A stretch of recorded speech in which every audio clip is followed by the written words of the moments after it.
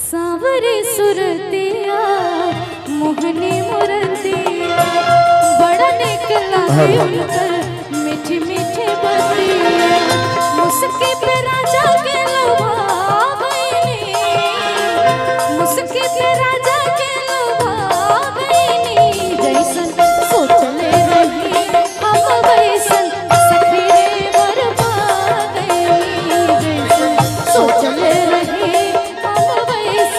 सखी रे बरपा गईनी कि जैसे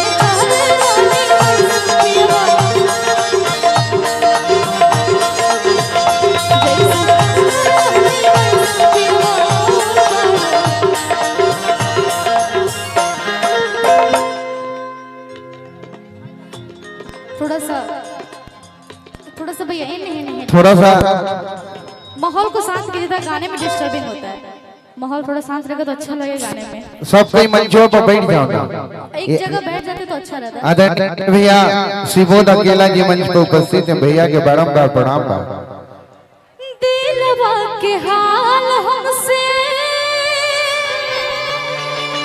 कहलो न जाला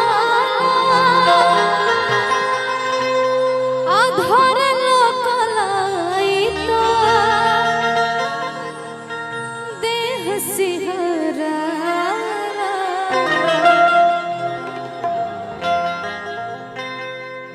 बस आराम से बोल दीजिएगा भैया, किसी को मारिएगा नहीं। दिलवा के हाल हमसे कहलो न जाला भरल कलाई तो देह सिहरा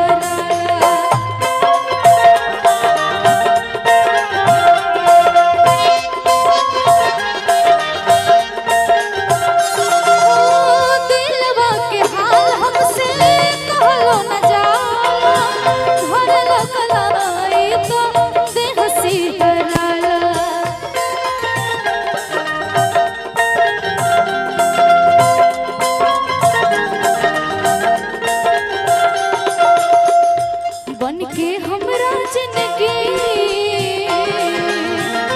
बनके हमरा जिंदगी में आइलिया जोर बड़ा सावर न गोर बड़ा जैसन चाहे रहनी वैसन पियवा मोर बड़ा सावर न गोर बड़ा हो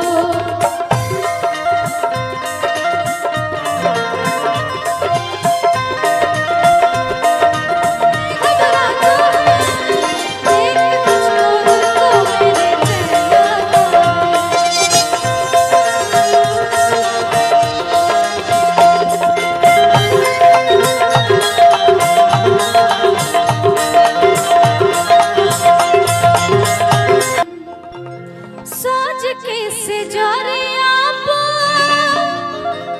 जब गोरी बैठेली रहे रहे देहिया के आपन जो बैठेली बाटे जुल्म जवानी बाटे जुल्म जवानी चंदा के चकोर सावर न गोर बाड़ी हो जैसन चाहे रहनी वैसन रनिया मोर बाड़ी सावर न गोर बाड़ी हो।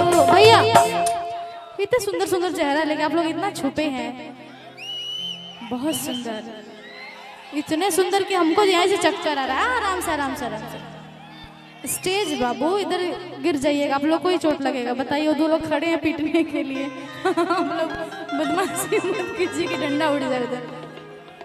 सावरे सुरतिया मोहनी मुरतिया बड़ा निक लागे उनकर मीठी मीठी बतिया मुस्की पे राजा के लुभा गईनी मुस्की पे राजा के लुभा गईनी।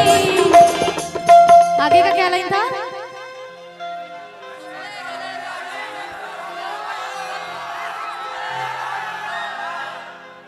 ऐसा लग रहा है ना स्कूल में कॉपी पलटा गया, सब कविता पढ़ रहे हैं आराम से बच्चे खड़े होके।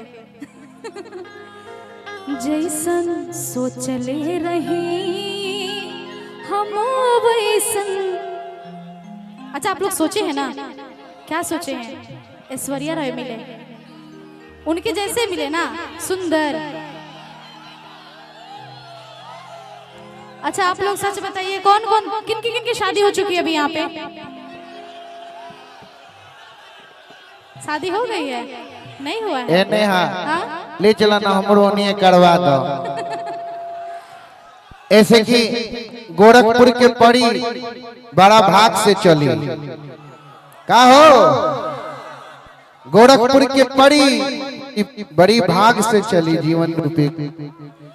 जीवन में गोरखपुर की लड़कियां जो होती है ना, महादेव की साक्षात महादेव की प्रसाद होती है। तो वो जिनको मिल गया बुझो कि उनकी जिंदगी स्वर्ग हो गई। तो गोरखपुर के परी प्रसादी की तरह चलती है। जैसन सोचले रही हम वैसन सखी रे वर पा गई। जैसन सोचले रही हम वैसन सखी रे वर पा गई। कि जैसन चाहले रहनी वैसन पिया।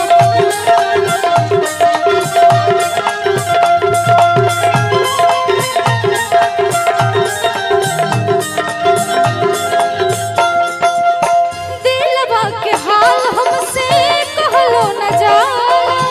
धरल कलाई तो देह से हरा।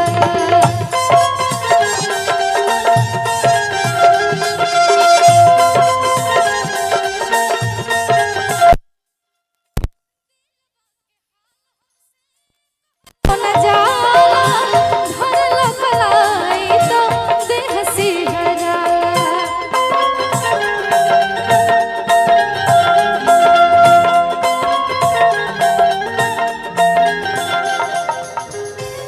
क्या बात है, इतना शांत हो गए हैं? क्या भूख लग गई? क्या भूख लगा है? खाना नहीं खा के आप लोग? खा लिए हैं? अच्छा सब लोग खाना खा लिए हैं? फोटो मिल जाएगा हमारी दीदी, फोटो हम जरूर दे के जाएंगे। बाटे जुल्म जवानी, बाटे जुल्म जवानी चंदा के चकोर मारा।